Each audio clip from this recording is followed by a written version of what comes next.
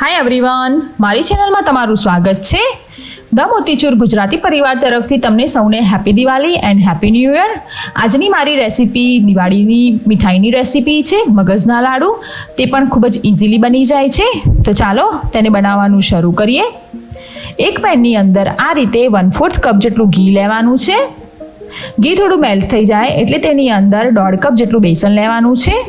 આપણે સ્મૂધ હોય તેવું બેસન લેવાનું નથી, થોડું દાણાદાર હોય તેવું બેસન લેવાનું છે. તેના લીધે તેનો ટેસ્ટ અને ટેક્સચર ખૂબ જ સરસ આવે છે. હવે ઘી અને બેસનને સરસ રીતે મિક્સ કરી લઈશું અને મીડિયમ ફ્લેમ પર તેને 10 મિનિટ સુધી સરસ રીતે શેકવાનું છે. તે જેમ જેમ શેકાવા લાગશે તેમ તેમ તેનો કલર ચેન્જ થઈ જશે અને તેમાંથી સરસ રીતે જે શેકાવાની સ્મેલ હોય છે તે પણ આવવા લાગશે. તમે જોઈ શકો છો કે મારું મિક્સર થોડું ડ્રાય થઈ ગયું છે. આ રીતે મિક્સર જ્યારે ડ્રાય થઈ જશે પછી તેની અંદરથી ધીરે ધીરે ઘી સેપરેટ થવા લાગશે.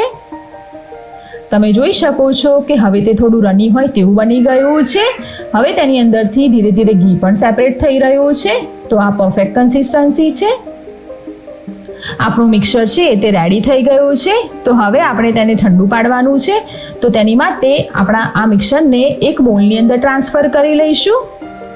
મેં મિક્સરને બોલની અંદર ટ્રાન્સફર કરી લીધું છે.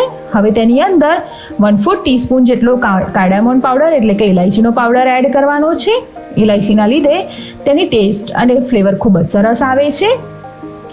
ઇલાયચીના પાવડરને મિક્સરની સાથે સરસ રીતે મિક્સ કરી લઈશું. આપણે મિક્સરને થોડું ઠંડુ પાડવાનું છે. હવે તેની અંદર આ રીતે ચોપ કરેલી નટ્સ એડ કરી દઈશું. નટ્સ ઓપ્શનલ છે, તેના વગર પણ ટેસ્ટ ખૂબ જ સારો આવે છે.